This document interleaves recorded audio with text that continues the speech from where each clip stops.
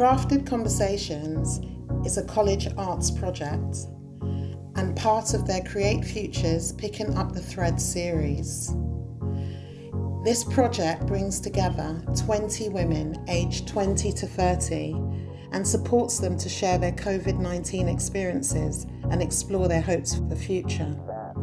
Crafted Conversations was designed by KORI Youth Charity and supported using public funding from the National Lottery through Arts Council. In a sentence, my life before COVID-19 felt electric.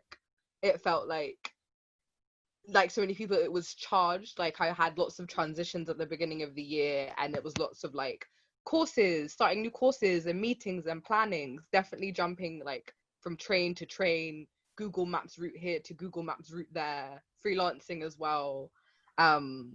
And just not really looking after myself, you know, coming home late, eating late, picking up some snack on the way home, and not really taking any time for me because I was so like immersed and really getting a buzz off of that. The joy during lockdown was being able to have a moment upon deep self-reflection and truly think about what I desire in life for my career and other long-term goals. And this is definitely something that was a rare opportunity in life before lockdown. So I was really grateful for that as well. When COVID happened, all of a sudden it was like, everybody's crazy, so I can be crazy too. And if I want to break down in the supermarket, I can break down in the supermarket and people will just think that it's about COVID or whatever. Everybody's mad. So now I'm on a holiday because, you know, my stuff, I've been dealing with it, and I felt like I had been somehow in lockdown without trying to do poetry for the past 4 years. It's felt like that pressure. And I said for 2020 that it felt like it's been like a really wild roller coaster ride that I kind of didn't queue up for. Like, each month is just throwing something so drastically different at you. And that while it's been really life-changing for personally and globally, I do look forward to what's going to come out of the rest of the year. 2020 has been an eye-opener for me, and it made me realize that anything can happen. Expect the unexpected and remind your loved ones how much you love them every day.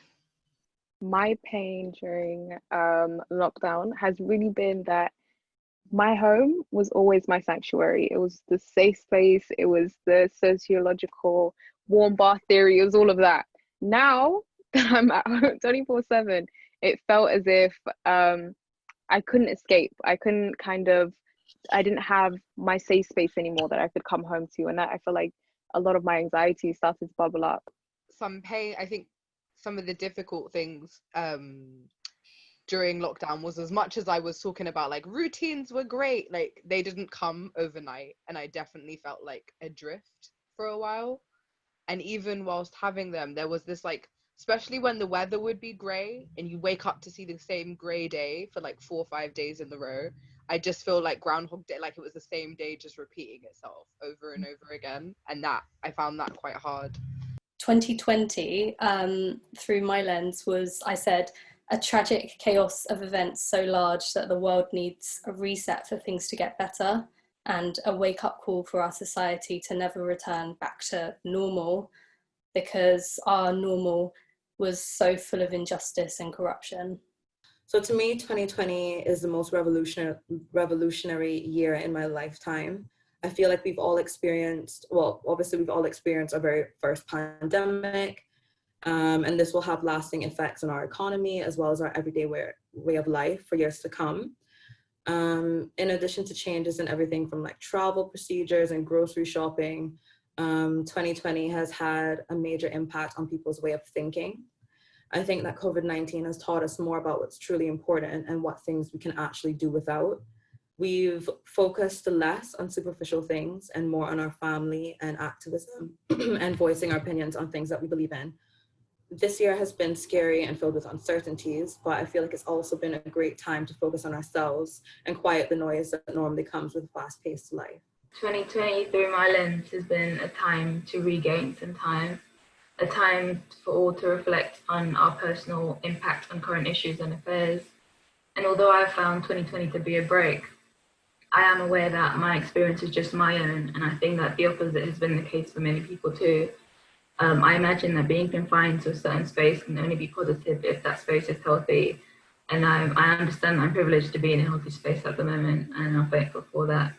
To describe 2020 through my lenses would be, life is very short, so enjoy it, definitely. I've seen quite a lot of, don't mean to make it really sad and stuff, That's but fine. death Say what you need and to stuff.